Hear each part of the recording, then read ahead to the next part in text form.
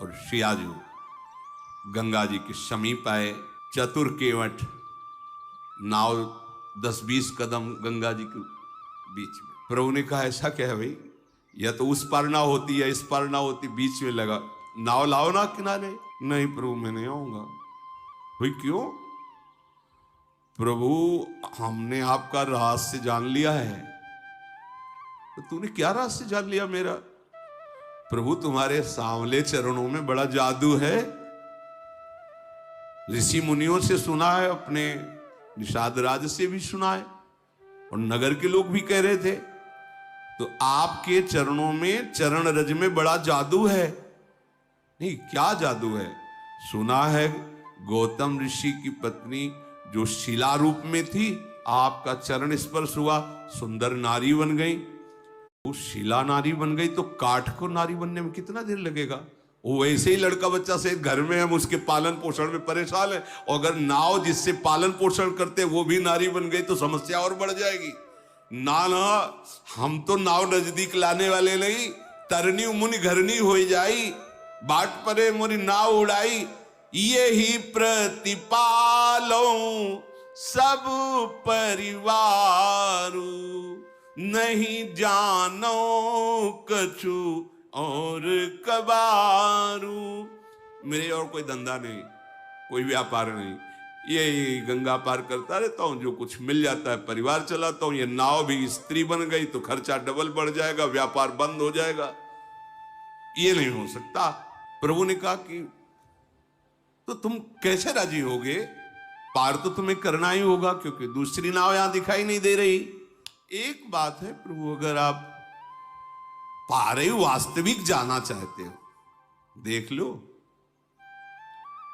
जो भव समुद्र से पार करने वाले हैं उनसे केवट, अगर पार ही जाना चाहते हो तो एक बार हमें चरणों को धोने का अवसर दीजिए।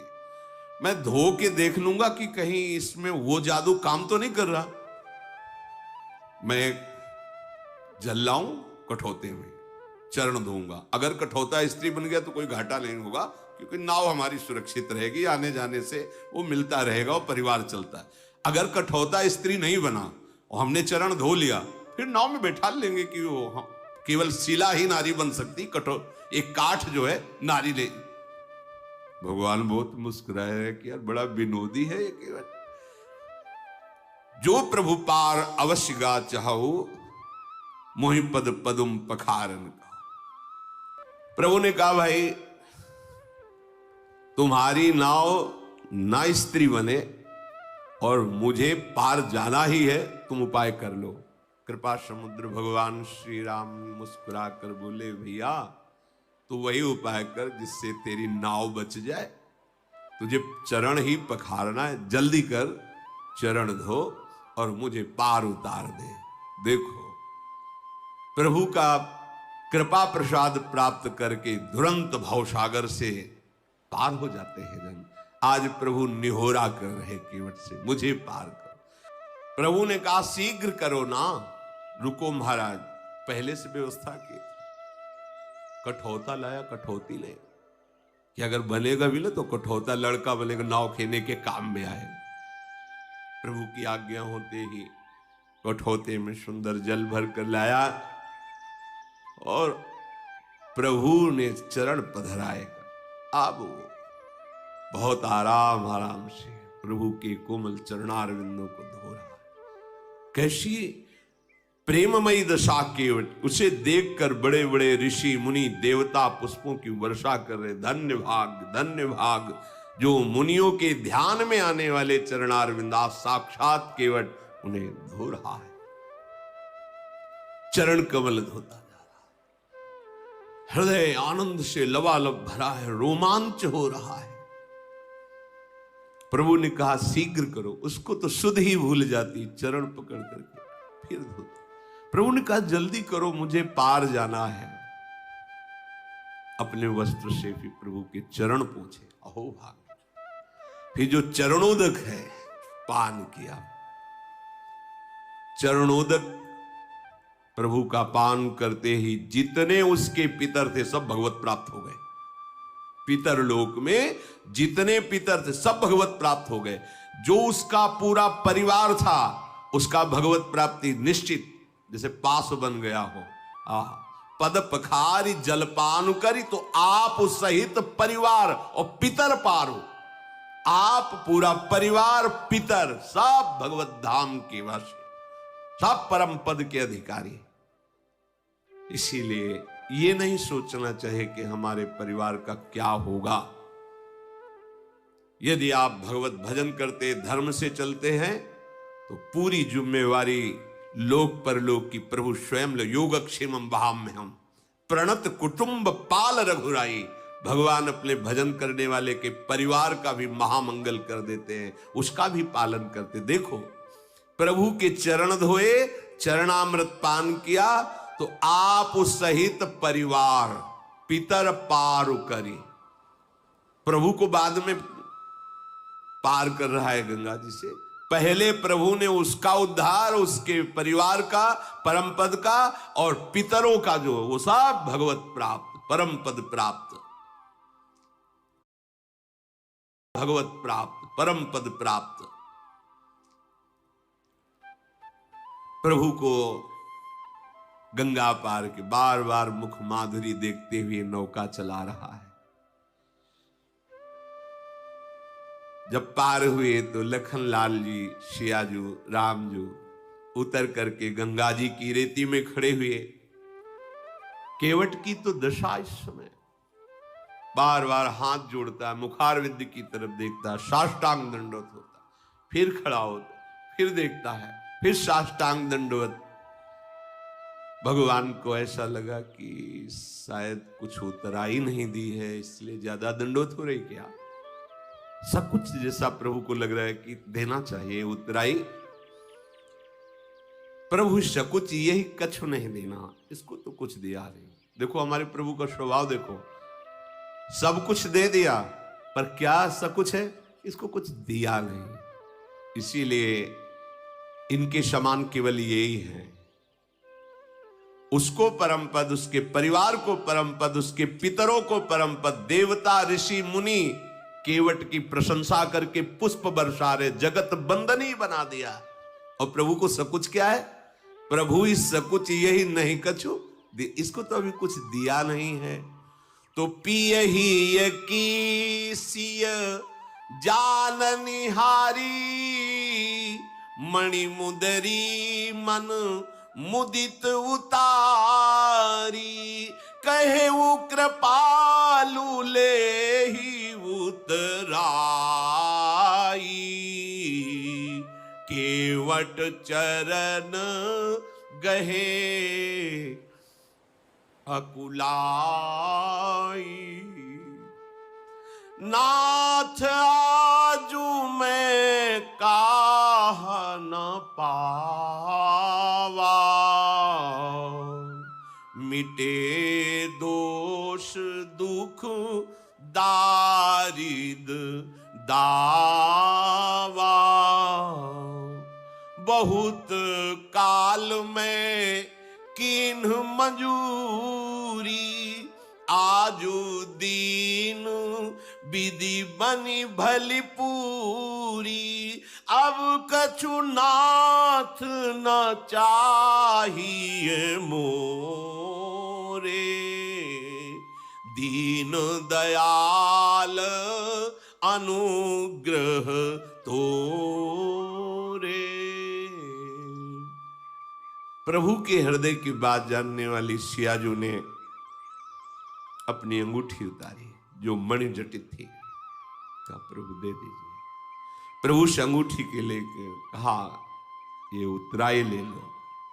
विकल हो के चरणों में, प्रभु अब कुछ नहीं चाहिए, आपने जो दिया है, बहुत जन्म जन्म से मेहनत करता रहा, जन्म जन्म न जाने किस योनि में गया, क्या क्या कर्म किए। नाथ आज हमें पूरी मंजूरी मिल गई। क्या पूरी मंजूरी क्या है? आपके चरणारविंद का स्पर्श, आपके चरणों की सेवा और आपके चरणों का प्रेम। अब नाथ मुझे कुछ, अब मैं तृप्त हो गया हूं, अब कृतकृत्य हो गया हूं, अब कोई चाह नहीं रह गई है। नाथ आपको पा लिया तो आज सब कुछ पा लिया, अब कुछ पाना बाकी नहीं रहा। मेरे दोष, मेरे दुख, मेरी दरिद्रता सब नष्ट हो गई। आपके चरणों का स्पर्श करते ही मेरे हृदय में जो परमानंद, अब इससे बढ़कर कोई भेंट नहीं है। दीनदयाल, आप कृपा कीजिए, अब मुझे कुछ देकर ऐसी बात, अब मुझे कुछ नहीं चाहिए। प्रभु बार बार करे कि ले लो ना, नहीं ठीक है, वो सब ठीक है, आप ले लो। जब केवट ने देखा बार बार प्रभु आज्ञा कर रहे, तो हाथ जोड़ के कहा, प्रभु अभी नहीं, जब आप लौट के आओगे ना वनवास पूरा करके, फिर आप जो दोगे मैं प्रसाद समझकर स्वीकार कर लूंगा। फिरती बार मोहि जो देवा, सो प्रसाद में सिर धरि लेवा। अभी तो नहीं प्रभु, अभी तो जो दिया है प्राप्त कर दिया। हे नाथ, बहुत कीन प्रभु लखन सिंह, नहीं कछु केवट ले, विदा कीन करुणा यतन। ध्यान दीजिए, बहुत प्रयास कर रहे हैं प्रभु लक्ष्मण जी, सिया जी, लेकिन केवट कुछ नहीं ले रहा। भगवान फिर दे रहे हैं। क्या? ये मिलना बड़ा कठिन है। बहुत कीन प्रभु लखन सिय, नहीं कछु केवट ले, तू विदा कीन करुणा यतन, भगति विमल बर दे। जाओ, तुम्हारे हृदय में प्रेम लक्षणा, अखंड भक्ति, अविरल भक्ति, ये दुर्लभ है, इससे बढ़कर कोई लाभ नहीं है। करुणा के धाम प्रभु अपने श्री चरणों का प्रेम प्रदान के, नहीं कछु केवट ले, तो फिर क्या दे? प्रेम। पाई रस भक्ति गूढ़, जुग जुग जग दुर्लभ भव इंद्रादि विधिम, आगम अरु निगम पुराण अगोचर। वो महाप्रेम। फिर रघुनाथ जी ने महादेव जी को शरणवा करके गंगा जी से नमन करके आज्ञा ली। सीता जी ने भी गंगा जी को प्रणाम किया और कहा, आपके आशीर्वाद से 14 वर्ष पूरे होकर जब वापस होंगी तो आपको पुनः प्रणाम करेंगी, आपकी आराधना करेंगी। पति देवर संग कुशल बहोरी, आय करो जेहि पूजा तोरी। आप ऐसी कृपा कीजिए। तो गंगा जी की धारा से वाणी प्रकट हुई। जब सियाजू ने गंगा जी से ऐसी प्रार्थना की तो गंगा की धारा से गंगा जी बोली, वाणी प्रकट हुई, हे श्री राम की प्रिया जानकी, तुम्हारा प्रभाव कौन है जो जानता ना हो। आपके एक इशारे को बड़े बड़े लोकपाल ताकते रहते हैं। समस्त सिद्धियां हाथ जोड़े आपकी सेवा के लिए खड़ी रहती है। फिर आपने मेरी विनय की, ये तो आप मुझ पर कृपा कर रही हैं, मुझे बड़ाई दे रही हैं।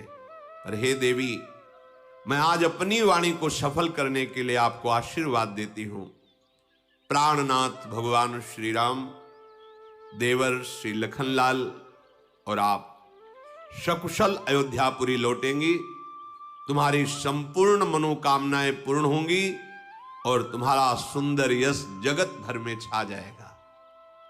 मंगल के मूल गंगा जी के वचन सुनकर के, गंगा जी को अनुकूल देखकर सीता जी बहुत आनंदित हुई। प्रभु श्री रघुनाथ जी ने निषादराज गुह से कहा, भैया आपकी सेवा बहुत हुई, पिताजी ने हमें जो वनवास का आदेश किया है, आप साथ मत चलिए, आप वापस जाइए। निषादराज गुह का तो मुख सूख गया, हृदय में भारी जलन हुई, चरणों में गिर पड़ा और कहा, प्रभु मेरी विनय सुनिए, कुछ दिन आपके साथ रह लूं।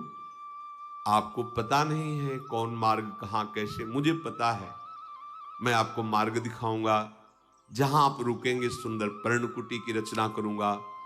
और प्रभु कंदमूल फलों की मुझे पहचान है, मैं लाके आपकी सेवा में। प्रभु मैं अभी तो नहीं जा सकता, अगर अभी आप कहेंगे तो जीवित रहना असंभव है। प्रभु ने निषादराज गुह की ओर देखा कि प्रेम विकल है। प्रभु ने कहा तो ठीक है, चलो कुछ दिन हमारे साथ चलो। बड़ा प्रसन्न हो, एक क्षण भी भगवान का साथ मिल गया, धन्य अहोभाग्य हो गया। फिर सेवा, फिर कई दिन सानिध्य, और फिर निरंतर सानिध्य। तो ये उपासना निरंतर सानिध्य प्रदान करती है। छिन छिन बिहरत संग, छिन छिन निरखत प्रेम भरी, छिन जस कहत अभंग, यह जो कृपा हरिवंश की। प्रियालाल प्रतिपल साथ रहते हैं, कभी बिछुड़ना नहीं, आनंद ही आनंद। ये सब बिछुड़ने वाला देश है।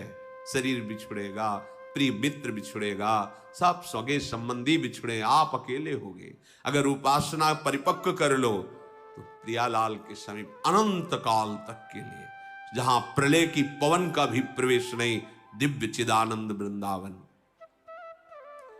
प्रभु श्री राम महादेव जी को नमस्कार करके निषादराज लखन जी और सियाजू के सहित आगे बढ़े। उस दिन सुंदर एक पेड़ के नीचे निवास हुआ। सखा गुह ने सुंदर विश्राम की व्यवस्था की। वही विश्राम की व्यवस्था, कुछ घास लगा के ऊपर कोमल पत्ते बिछाना। फिर प्रातःकालीन प्रभु ने दिनचर्या की, आगे बढ़े तो तीर्थराज प्रयाग के दर्शन हुए, दूर से दिखाई दिया। फिर शिष्टाचार, श्री राधा वल्लभ लाल की।